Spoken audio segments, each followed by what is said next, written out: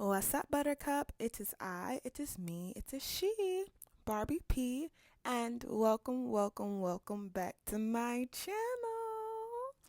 And of course, before we jump into this video, I have to give my disclaimer because I know y'all like to clickety clack in the comment section. I am not a doctor, a dietitian, a nutritionist, or Jesus, so I always recommend you seek the professional help you need on your weight loss, fat loss journey. However, I'm just a girly that lost over 100 pounds and has kept it off. I have tips and tricks that have helped me lose the weight, and hopefully they'll help you out. Now, with all that out of the way, let's jump into this video. So, Buttercup, I just wanted to make a video on pretty much how I have kept the weight off. The beginning of this year, my total weight loss was 103 pounds. That was in January. Now we are in October, and my total weight loss is like 107. Yeah, 107 pounds altogether. So I lost like an additional 4 pounds. Whoop-de whoop-de whoop-de whoop. And it was no crazy diets. It was just consistency and micro habits that saved me from regaining the weight and a journey of self-discovery. So, of course, I know some are like, you should have lost way more weight, da da da da. This was really trial and error because if you know, the beginning of this year, I was probably eating like 1,200 calories, doing 14K steps. Like I was doing a lot of activity and I was eating less to kind of keep that weight. So pretty much I got down to like 194, and that was great, but your girl was tired, and then my walking pad broke, so it was time to get a new walking pad. Some things happened, but anyway, and I ended up even getting a nutritionist to help me out because it would seem like I was doing 14K steps, 1,200 calories, but then I got to that point where I wasn't losing any more weight. And I was just like, okay, what do I have to do? Like, do I have to do 16K steps and do 1,100 calories? And I was just like, this is not going to work. So I ended up getting a nutritionist and kind of went on like a refeed in a sense, got my body back adjusted to where it needed to be, and then started the deficit again. Of course, I had some hiccups here and there, but like I said, overall, I have not gained 10, 20 pounds. I have not gained really no weight this year. So this is just what I did. Of course, having a eating window. My eating window is normally between 11 a.m. to about 8:30, sometimes 9 o'clock p.m. But I try to stop eating at least at 9. I try to stop eating at least at 9 majority of the week. Sometimes I'll stop eating at 6:30. Sometimes it's like 8 o'clock. And then there are an occasional days where I might have my last meal at 9:30 or a little snacky snack at 10 p.m. But that's not my normal, if that makes sense. So pretty much I have kept my daily habits in check so much that if I do kind of fall out of alignment, it doesn't bother me as much, if that makes sense. So yeah, having that eating window, and that helped me out a lot because Buttercup, I'm going to tell you, when I first started my journey, I didn't have an eating window. I was just eating whenever I wanted to. I was eating all willy-nilly because I was just used to just eating. So having that window cut out so many calories. Of course, I had a bigger eating window at my heaviest because, you know, you had to adjust. Like for me, if you're one of those people that can just jump and lose the weight and be snatched in 10 months, that is amazing. I love that for you. But this was a real journey of self-discovery for me. So I had to literally like just start and gradually, add a little bit more. So having that eating window. Now, this next tip, oh my gosh, Buttercup, when I tell you, it is so important. When I tell you, it really helped me change the game.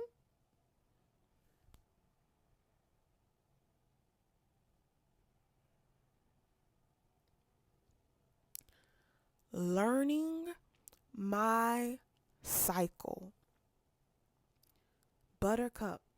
And it literally took me till kind of, I want to say almost September of this year, August, September this year to really understand and learn my cycle. It took me to almost 30 years to actually learn my cycle. And pretty much throughout the month, the first, I would say 1 to 10 days out the month, those are my leanest days. I am locked in. I am loaded. I'm ready to go. I'm hitting my water. I'm getting my steps. I'm hitting my protein goals. Bop, bop, bop, bop. Like days 1 through 10 are easy. It's effortless. Days 11 through 20, this is where I start slightly craving, but I just want a little bit more. So I noticed that I kind of get like an extra scoop of cauliflower rice. I get an extra piece of chicken. I just start craving a little bit more food. Days 11 through 20. Now, baby, days 21 through 30, that's where the real fight is for me. Those last days, that's when I am craving heavy. This is when I'm craving cinnamon rolls. I'm craving the sweets. I'm craving the fried food. This is where I'm really, really just craving. And I was trying to figure out, like earlier this year, like, why do I keep kind of struggling throughout the month? Like I do so well.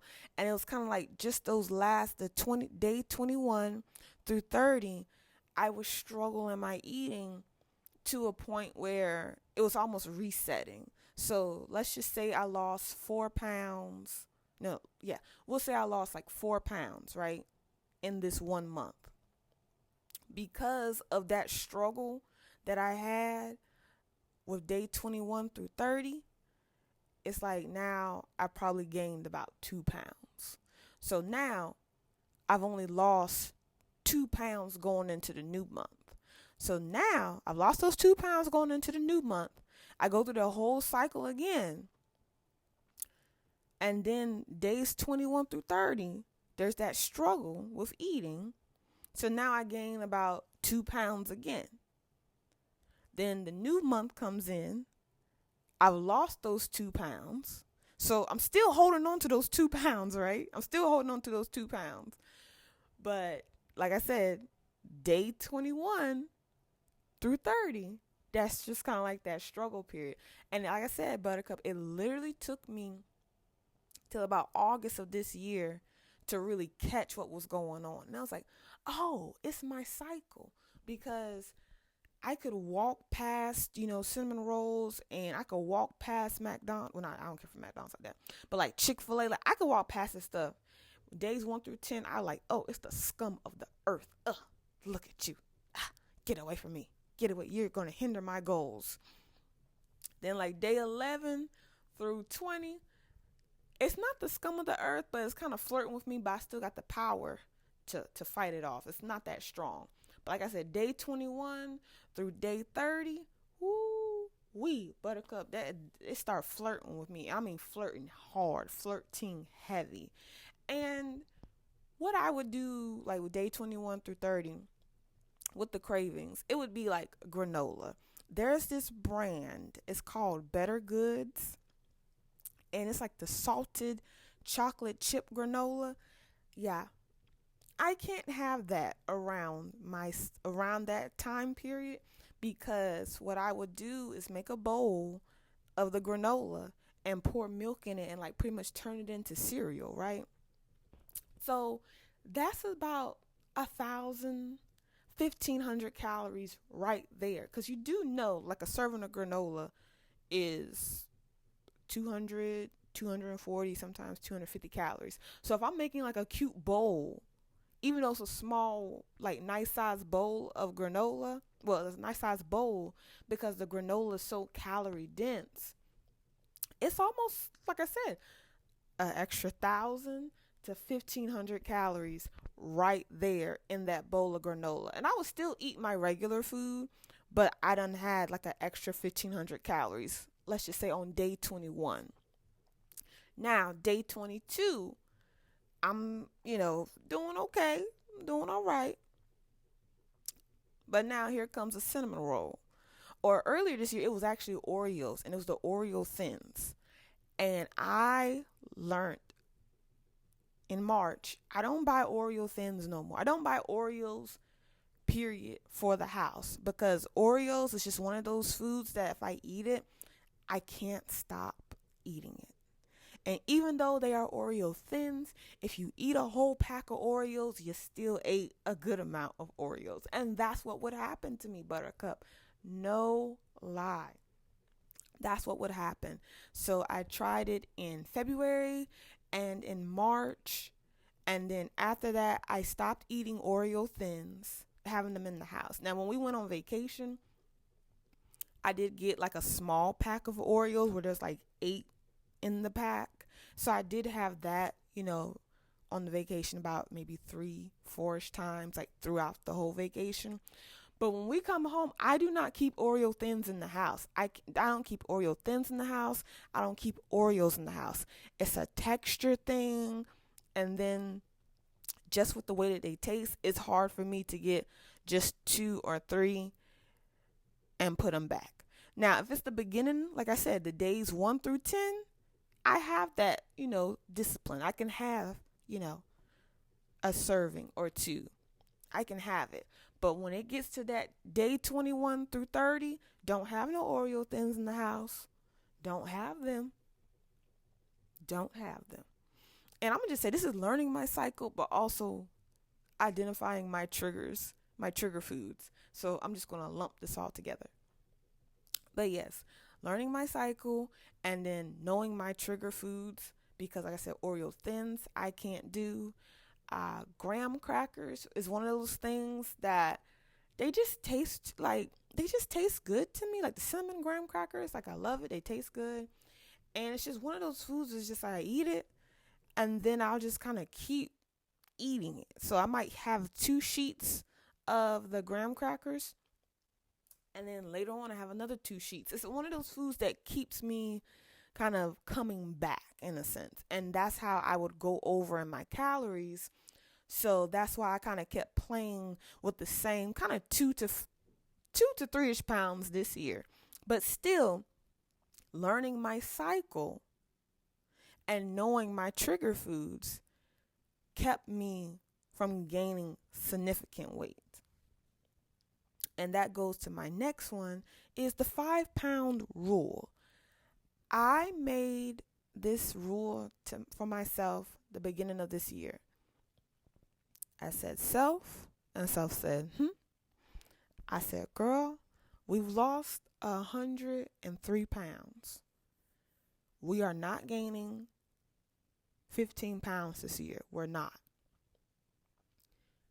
If you gain any weight, you only have a 5-pound limit. And when I say 5 pounds, I mean 5 pounds of pure fat. Not like just having Chick-fil-A one day and you're bloated the next day, because that affects too.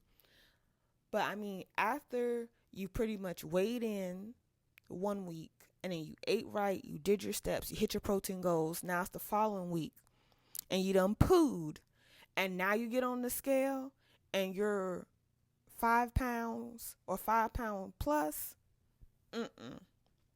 So the 5-pound rule has helped me out so much from regaining weight. Like I said, at the most, I've probably gained 2 to maybe 3 pounds of actual fat, but really it's been no more than 2 pounds. And then most of the time it's really water weight and a good poo. So just by me keeping that rule in my mind, just keeping it, I have not gained over 5 pounds this year of pure fat. Now, like I said, it might be some water weight and some food weight, but like I said, pretty much the next week when I weigh in, I see, oh, okay, I lost water weight, I lost the poo. So, sometimes you can have 2 to 3 pounds of just poo in your system. And it's like, now I've only gained 1.5 pounds. Okay, that's fine. And just the 5 pound rule, that mindset alone has kept me disciplined and just more aware. So it's like, yeah, I might get my nibble on, but I'm like, okay, when you get on that scale, you better not be over 5 pounds of pure fat, because you got to think about it, Buttercup. I've told you my struggles and all that type of stuff. If this is just happening, with 1 to 3-ish pounds, think about how much discipline you pretty much have to lose to gain 5 plus pounds, to gain 7 pounds. Because that's how it starts. It starts off at, 3 pounds, 5 pounds, 7 pounds. Now you're in 10 plus. Then before you know it, you done gained, 20, 25 pounds in a year or in a couple of months. So that's why I have that 5 pound rule for myself. Now for others, you might have less than that or maybe more than that. But for me, it's 5 pounds because I know me and I know how it can get. Because if I gain 5 pounds of pure fat, like of just pure fat, like I said, you done pooed, you done ate right for a whole week and you still 5 pounds over, I have lost control. That's it. I have lost control. The habits, my daily habits that I've been doing, I have fallen off bad. So that's why I said 5 pounds is the max. But just because it's the max, I'm not trying to hit the max. Like a credit card. You're not trying to max out the credit card. You might use it occasionally every now and then you pay it off, but you're not maxing it out. So, yes, Buttercup. Now, my next tip is simply cooking at home and making my craving dupes. I know I probably said this a lot, but cooking at home changes the game, Buttercup. It changes the game so much. You have so much control over your food, your portions, what you're seasoning with. You have so much control. And I have family, they want to eat out on Sundays and, sometimes there's little functions and stuff. And I get mad. I'm not going to lie, Buttercup. I am now the person, like, when they're like, we want to go out to eat, I get mad. I'm like, I don't want it. I don't want to eat there. I don't want to eat out. Because it's so many, it's so much just extra calories. Now, of course, if we're on vacation, that's a different story. You're trying different foods, boom, boom, boom. But I just don't like eating out anymore. Now, of course, I like my Chick-fil-A and little things like that, but that's just occasional stuff. But if it's just, I'm craving cookout, right? I'm craving cookout. Instead of me going to cookout, I make everything at home. I take my potatoes, chop them up, make wedgies. I take my chicken, I grill it. I got my bacon, I got my onions. And just by me making it at home, I have saved anywhere from 300 to almost 1,000 calories, Buttercup. That's how many calories I've saved. So I could literally have Chick-fil-A every day at home, and it's a fraction of the calories. And I've done it. I was craving Chick-fil-A breakfast last week. And I did get a biscuit. I think it was about 2 weeks ago. I surely did get a biscuit. But when I saw how many calories it was just for the biscuit and the small thing of hash browns and I think a cookie and the lemonade, like the light lemonade, it was all together like over 1,000 calories. And I said, this is ridiculous. For this small portion of food, it is over 1,000 calories. You're gonna be hungry later, but you're already starting the day over 1,000 calories. You're pretty much eating your daily calories in one meal. That is ridiculous. It made me mad. It was good though. I surely did eat and enjoy it. But the next day, I had an English muffin with my chicken breast and cheese, and then I had some little potato puffs, and pretty much recreated the meal. But the whole meal was about 600 calories compared to the Chick-fil-A biscuit that was 550 calories. So you see what I'm saying? And it was a huge portion. Like, it was good. I ate on it. I didn't eat all of it. So I ate some of it, and then like an hour later, I came back and kind of nibbled on it. But that whole meal was 600 calories, and I still had food for the rest of the day. That's one of my cravings. My other craving is Chinese food. Oh my gosh, I love Chinese food, and I love Cheesecake Factory orange chicken. I love it, y'all. It is so good. But it's like 1,900 calories just for the meal. And yes, I will still occasionally enjoy Cheesecake Factory, but I can't eat Cheesecake Factory every time I'm craving because it's so high in calories. So, and also too, they give you way too much rice. The That rice dome, I don't eat all of it now. Back in the day, I used to eat the whole plate, Buttercup. No shame in my game. I used to eat the whole dinner portion. Sure did. But now I get the lunch portion. But even with the lunch portion, it's still like almost 1,600 calories. But it's the rice. But anyway, so what I do is I use cauliflower rice. And then Whole Foods has this cauliflower stir fry version. So it has the peas, the carrots, the little onions. It has all of that already into the cauliflower rice. I bake it. Then after I bake it, I pull out my wok. I put my zero olive oil spray into it, and I throw that cauliflower rice in there because I can get it nice and crunchy. And then I'll have my seasoned chicken breast and put my seasonings on it. And it's like orange chicken, but almost like a hibachi style. Or I will use the bear nuggets. Now, I will still probably use about 4 to maybe 600 calories worth of bear nuggets. And I make my own sauce, and it's so good. Buttercup is so good. So if I use the bear nuggets and the cauliflower rice, all together, it might be 800-ish calories, depending on how I played it. If I use the bear nuggets and actual rice, it might be 900 to maybe 1,000-ish calories, but still it's a whole nice plate meal or whatever compared to the 1,900 plate. So yes, and then I love lo mein, lao mein, however you say it, but I love lo mein, lao mein. But that thing is over. Oh my gosh, it's over 1,000 calories. It's over 1,000 calories. So what I do, whenever I grocery shop, I will get zucchini, squash. Well, hold on. I will get zucchini, yellow squash, white onions. And I get it in bulk, and I chop up everything the way I like it. And I put it in Ziploc bags and put it in the freezer for whenever I'm craving lo mein or like some type of Chinese dish or whatever. I use that, and then I use the heart of palm linguine style noodles, and the whole pack is 50 calories. And if you cook and season everything right, it just tastes amazing, Buttercup.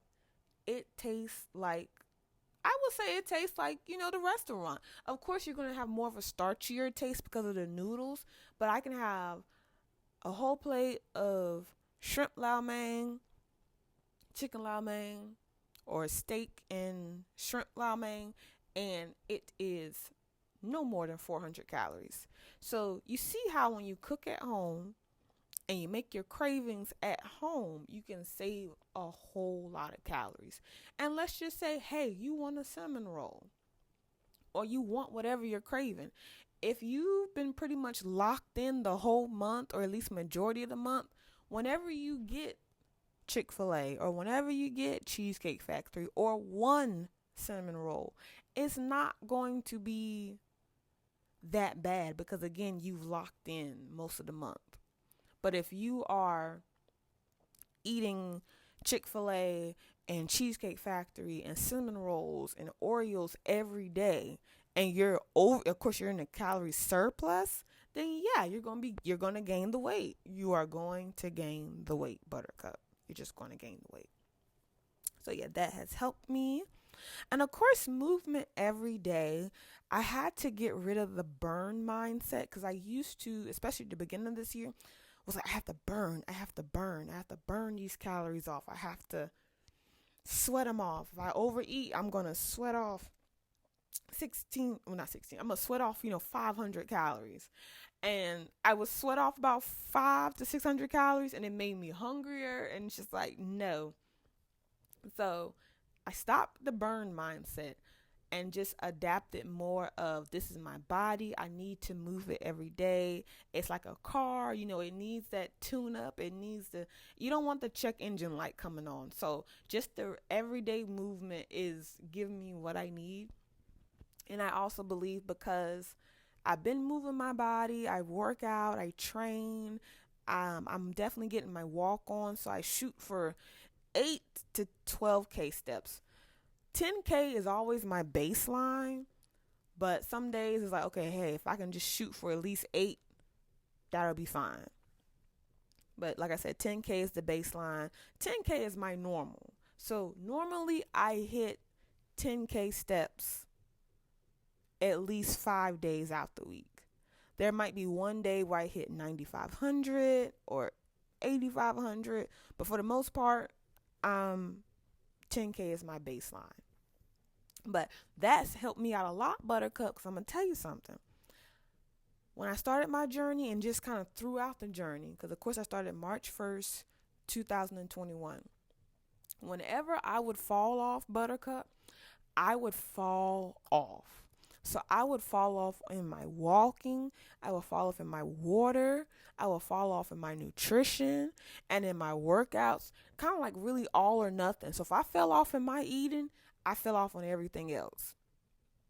What helped me out this year is, I wouldn't even say I fell off, but if I ever had, those days where I did overeat, the main thing was I still got my walk on, I still did my training, I still had water, and I had a decent amount of sleep.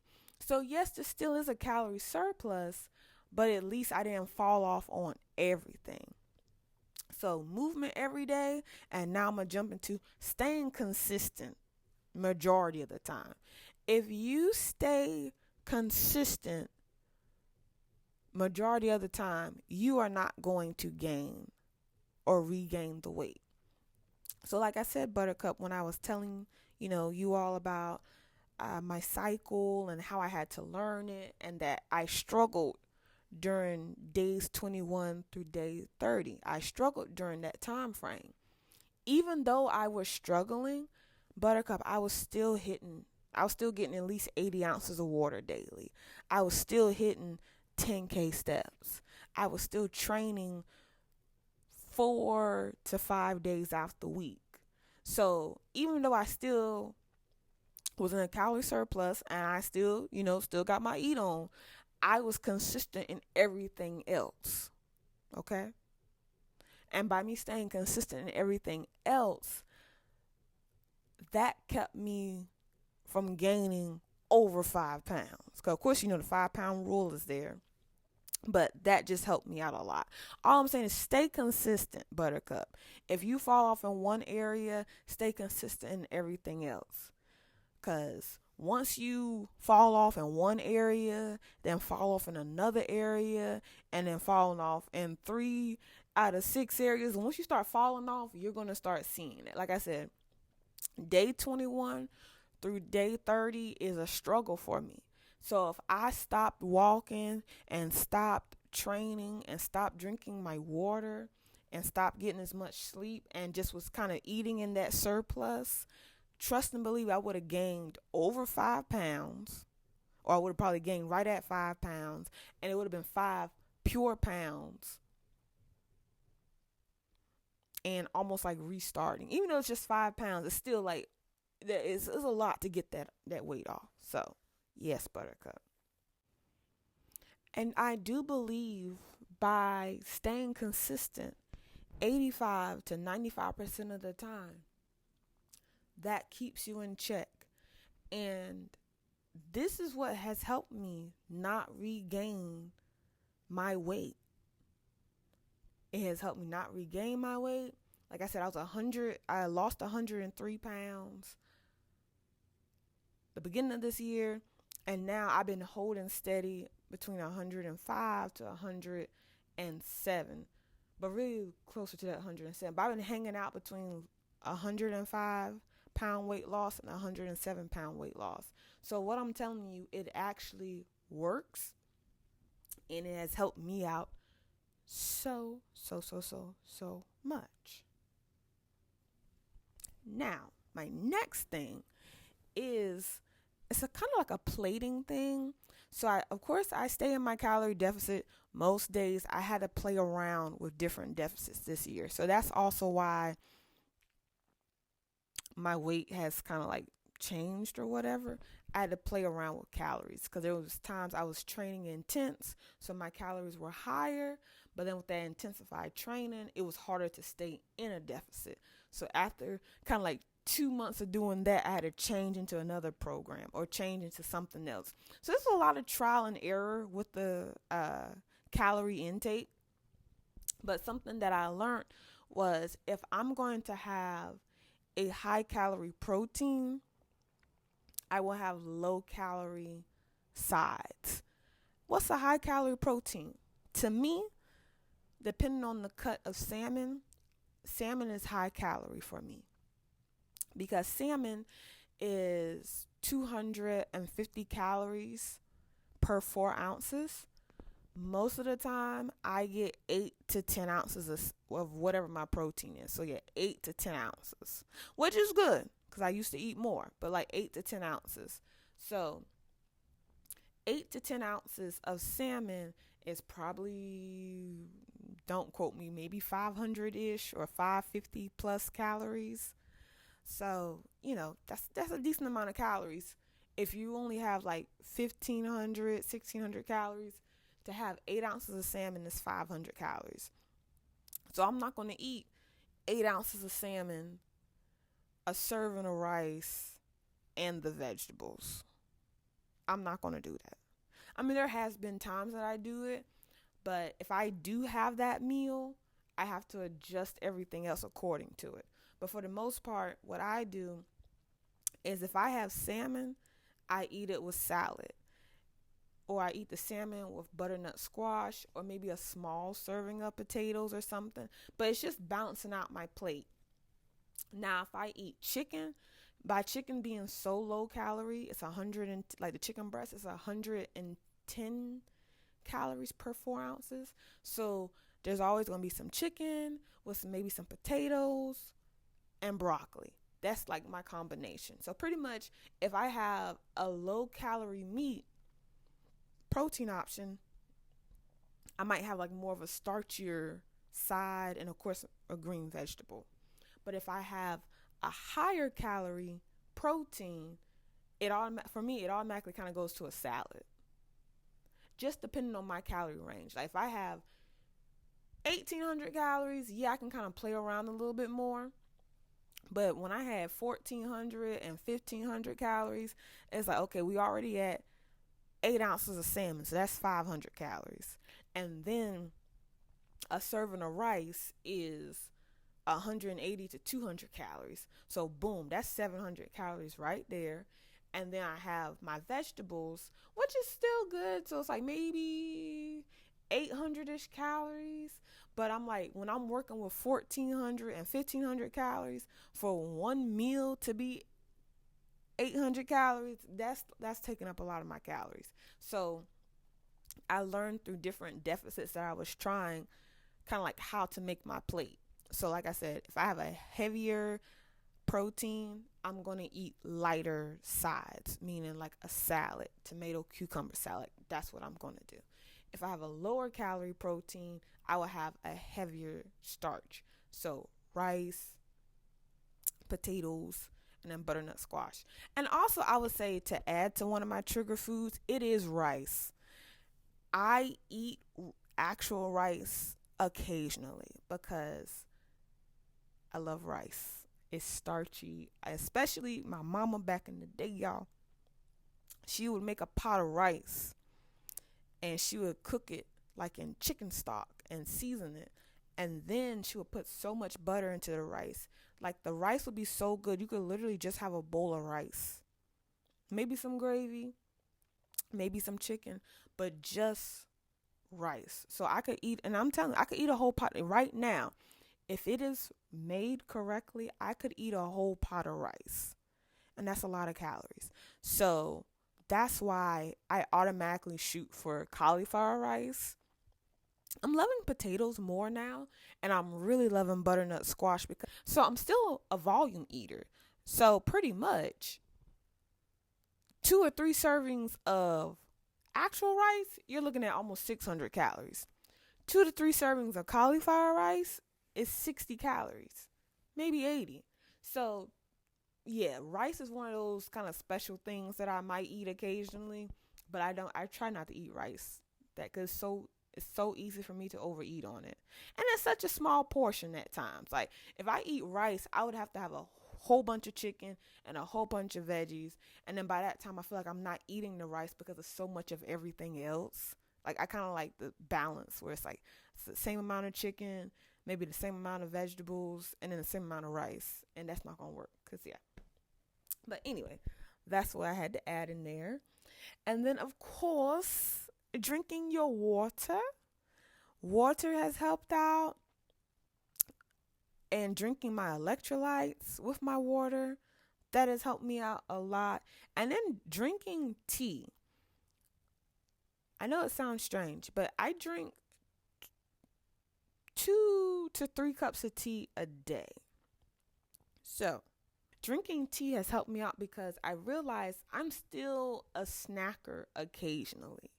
And that's what I would do, especially in the beginning of my weight loss journey and just kind of throughout it. Like the first 2-ish years, I snacked. Even though I was still in the deficit, I was snacking. But as I've been trying to really stay in the deficit, clean up that deficit, I noticed that, wow, sis, you're snacking a lot.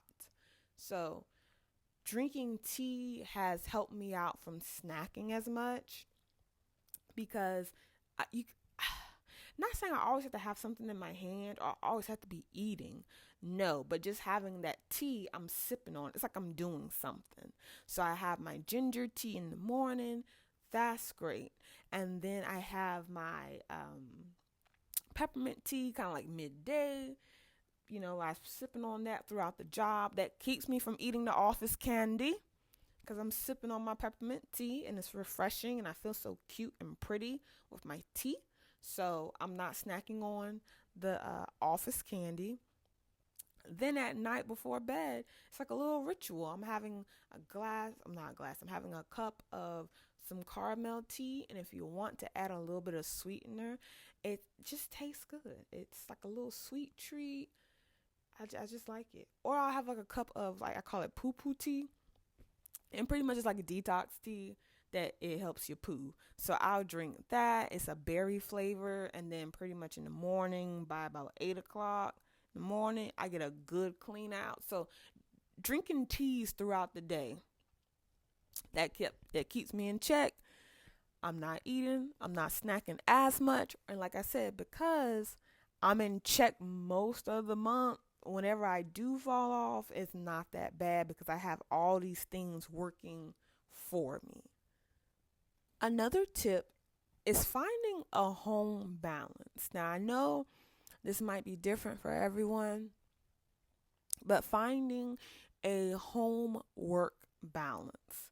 Because earlier this year, I was working way more days. I was doing multiple projects. I was doing kind of like a lot of somewhat volunteer work as well. And then I was working out. I was training about 5 days a week. And I was just doing a lot of stuff, Buttercup. And I noticed by me doing so much and being involved in so much stuff that I was overeating. I was kind of stress eating a little bit. I would be snacking more. I wasn't as prepared for my day because I didn't know how my day was going. Like I would expect to be home by a certain time and I wasn't home by a certain time because I had another project to do. So now I'm out and about in the outside world. Yes, I have lower calorie options to choose from, but it was just still, I was just still doing a lot, and it just kind of triggered stress eating. And then I would come home, and I'm trying to meal prep. I'm trying to, get my workout on, doing wifely duties, like just doing a lot of stuff. And then, Lord knows, I got my homegirl. I ain't talked to her in a minute. I send her like, little messages from time to time, but it was just so busy, Buttercup, that I didn't even have time to check on my peoples.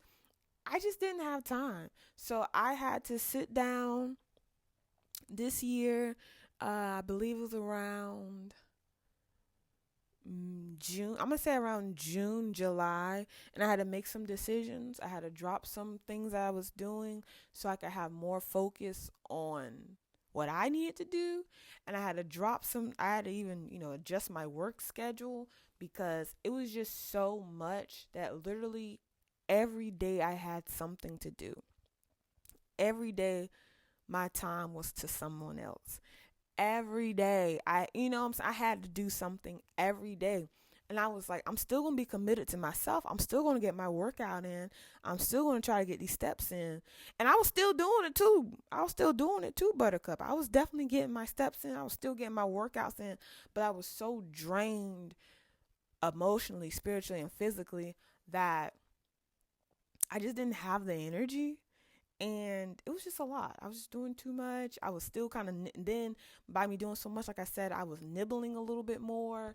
And don't let it be day 21 through day 30, because it would hit harder with those cravings. So I adjusted my schedule accordingly. I adjusted my schedule accordingly.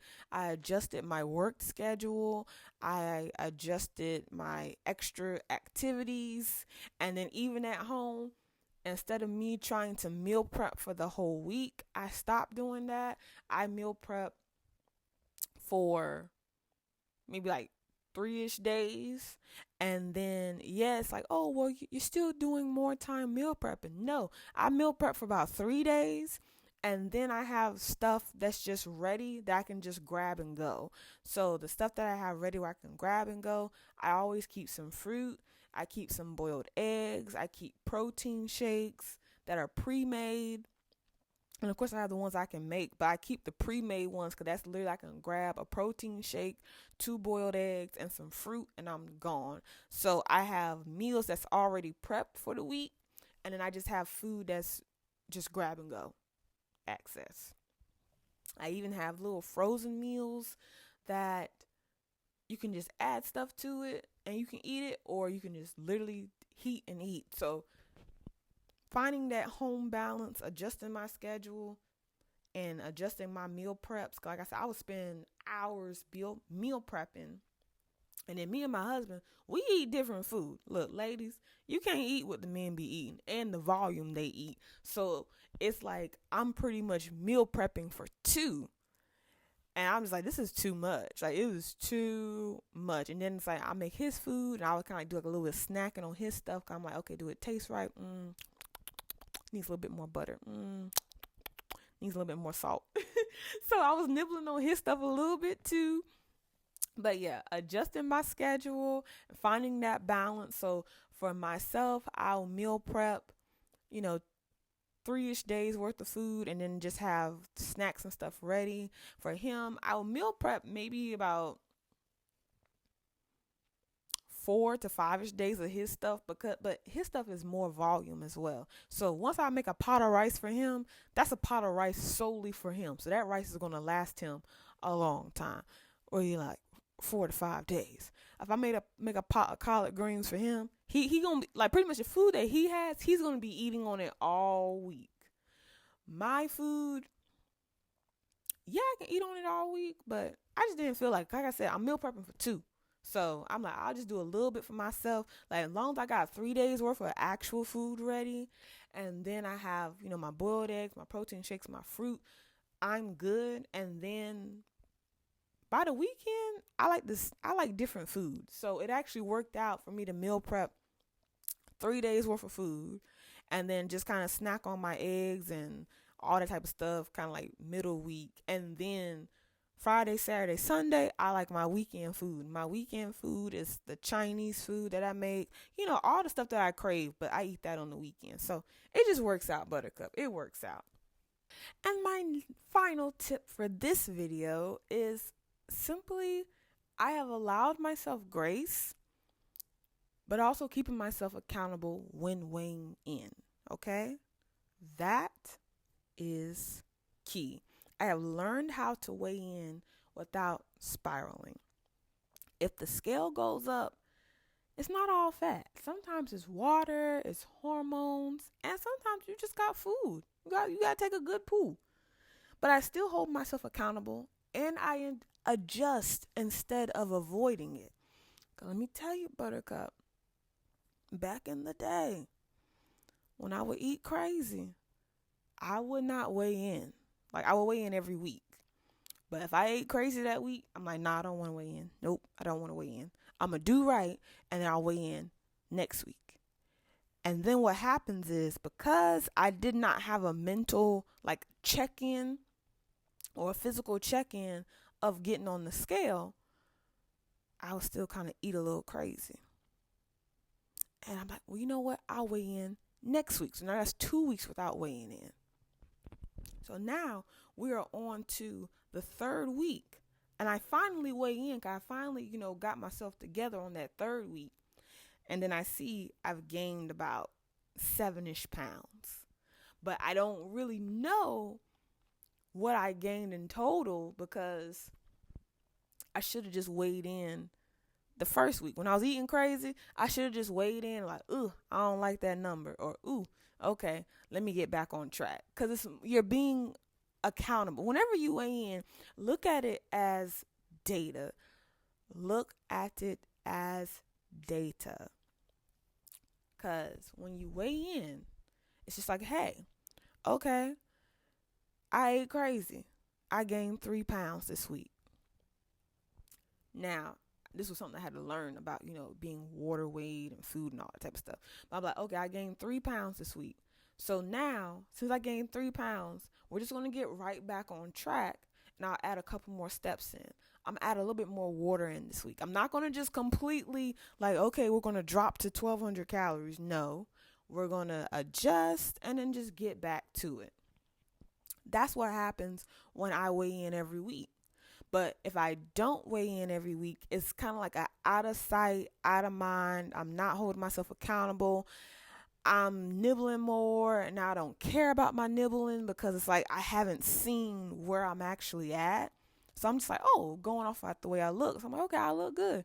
So I'm going to keep on eating. But then it sneaks up on you, and then it's like, boom, you done gained 5 to 7 pounds. Your clothes of pure fat. Your clothes fit differently, and now the habits have really fallen off. So now it's like you got to restart again. But like I said, I give myself grace and I hold myself accountable. And holding myself accountable is weighing in every week, regardless of whatever. I weigh in every week. I don't look at that number like, oh my gosh, I'm a failure. It's just like, hey, okay, we're going to tighten up this week. That's it. And especially, I started eating more carbs now because I was somewhat keto-ish because I felt like I looked leaner whenever I didn't eat as much carbs. I feel like I looked leaner. But what would happen is when I would have potatoes, occasionally, I would bloat so bad, pretty much. But then when I was doing research, and of course, do your own research, whenever you eat carbs, it's like for 1 gram of carbs, it's like 3 grams of water weight. Do your own research. So if you're having, 100 grams of carbs, that's like 300 grams of water weight pretty much. And when I say carbs, I mean more of, for me, rice, potatoes, and kind of like breads, like those carbs, not really from butternut squash or whatever fruits that have carbs in it. Those carbs don't bother me. But the carb from potatoes, rice, and bread, that's different. So whenever I would eat those foods, I would naturally bloat more. And I didn't know too much about how to train with carbs. So I would eat, a good amount of carbs, but I wasn't using them. So I looked bloated. And then at that time, this was years ago, then at that time, I wasn't drinking as much water either. So it's like I would still somewhat lose weight, but I would look poofier. But now when I eat carbs, I don't stress about it because I'm pumping iron. I'm getting my walk on. Like I'm still moving my body. So I'm using those carbs as an energy source. And they're helping fuel my muscles, getting them all nice and pumped and stuff. So yeah, but like I said, giving myself grace and accountability, because if I eat certain carbs, I know I'm probably going to go up a little bit in water weight if I'm not actually using those carbs. I noticed that during my cycle, and I'm eating normal, but the week before my cycle, I naturally bloat 3 to sometimes 7 pounds. And this is with me eating right. This is with me getting my walk on. Like, this is with me still being in check. I will naturally gain 3 to 7 pounds. So I'm like, what is this? What is going on? I've been eating right. Yeah, it's hormones. So now when I get on the scale, if I know about what time it is, I'm like, oh, okay, yeah, I'm naturally going to do this, and that. So I still get on the scale just to see where I'm at. But if it's like kind of super high and I know I've been in check, I'm like, oh, okay, it's around that time. So learning your body, knowing your cycle, giving yourself grace and accountability, it's just amazing. And pretty much, Buttercup, that's it. Yeah, that's it. That's what I've done. Like I said, even if I did eat crazy, I still got on the scale, food weight and all. I'm like, okay, so this is like 3 pounds of food weight. And then, I'll take my tea and kind of like be back on track. And then within 2 to 3-ish days, I'll get on the scale again just to see where I'm at. And I'll be right back at my normal weight. So I'm like, wow, that was literally 2 pounds of food weight with probably 2 to 3 pounds of water weight. So it's about 5 pounds. But then just with 3 days of just staying on track, drinking a little bit more water, flushing it out, drinking my tea, I was back at my weight. So like my regular baseline weight. So I was like, oh, okay, cool. Because back in the day, Buttercup, like I said, if I saw those numbers go up, if I ate crazy, I would avoid the scale. And then if I was on track and I got on the scale and saw my numbers went up, I would stress out. So I would start eating less and moving more to try to get the weight off. But it wasn't actual weight. It was just the hormone inflection. So, all these things, Buttercup. But anyway, grace and accountability. So, yeah, these are just the little micro habits that have helped me maintain my 100-pound weight loss without feeling like I'm on a diet for a full year, okay? They have helped me build structure, but have also given me grace. If you are on this journey, just remember, it's not the big changes. It is the small, consistent ones that save you. Okay, Buttercup? Like, comment, and subscribe, and I'll see you in the next one. And make sure you minding your business and tending to your own business. Mind and tending to the business that pays you.